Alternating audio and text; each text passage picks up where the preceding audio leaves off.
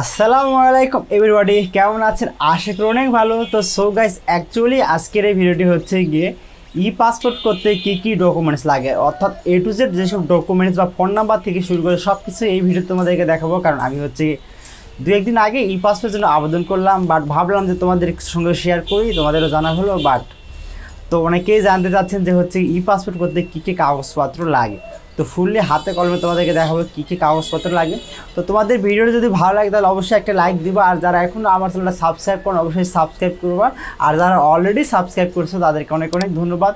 তো চলুন ফুল কথা হবে গিয়ে স্ক্রিনে সব আমি সেজে স্টেপ বাই স্টেপ সাজায় রাখছি। তো ওখানে গিয়ে সব কিছু তোমাদেরকে দেখাবো স্টেপ বাই স্টেপ যে হচ্ছে গিয়ে পাসপোর্ট করতে কী লাগে। আর পাসপোর্টে কিন্তু ইমার্জেন্সি অনেক সুবিধা আছে, সুবিধাগুলো নিয়ে আসছে হয়তো কথা বললাম না, বাট আজকে শুধু কথা বলবো পাসপোর্ট নিয়ে। পাসপোর্ট তৈরি করে পাসপোর্ট বানাতে গেলে কী ডকুমেন্টস বা কী পেপারস লাগে। তো প্রথমত যেটা লাগবে, যার নামে হচ্ছে গিয়ে ইমেল করবেন তার একটা ভেরিফাইড ইমেল লাগবে। অ্যাকচুয়ালি ইমেল দিয়ে তো প্রথমে অ্যাকাউন্ট খুলতে হবে, তো সেই ইমেল দিয়ে ভেরিফাইড করে আপনার অ্যাকাউন্টটা লগ ইন করতে হবে। তো এর জন্য প্রথমে লাগবে একটা ভেরিফাইড ইমেল।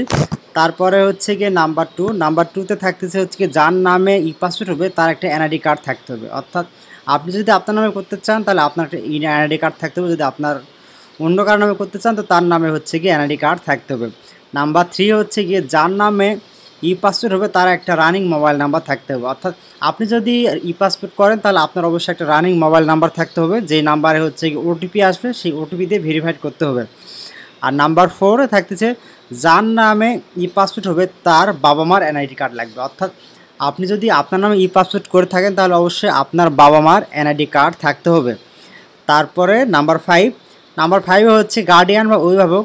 আপনি এখানে একটা অপশন আছে যেখানে গার্ডিয়ান বা অভিভাবক, তো গার্ডিয়ান বা অভিভাবক যার নাম দেবেন তার একটা এনআইডি কার্ড দেবেন। হতে পারে আপনার ভাই বা আপনার বাবা মা, যাকে আপনি গার্ডিয়ান হিসেবে দিবেন বা অভিভাবক হিসাবে দিবেন তার একটা এনআইডি কার্ড লাগবে।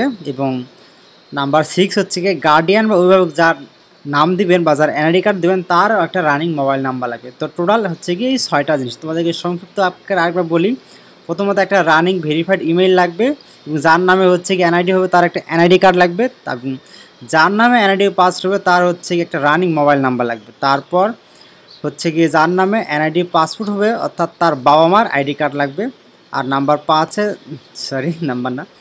আর হচ্ছে গিয়ে গার্ডিয়ান বা অভিভাবকের এনআইডি কার্ড লাগবে, আর গার্ডিয়ান বা অভিভাবকের রানিং মোবাইল নাম্বার লাগবে। টোটাল 5টা বিষয়। অর্থাৎ আপনি যদি আপনার নামে করতে চান তাহলে আপনার একটা ইমেল লাগবে ভেরিফাইড, এবং হচ্ছে গিয়ে আপনার এনআইডি কার্ড লাগবে, আপনার একটা রানিং মোবাইল নাম্বার লাগবে।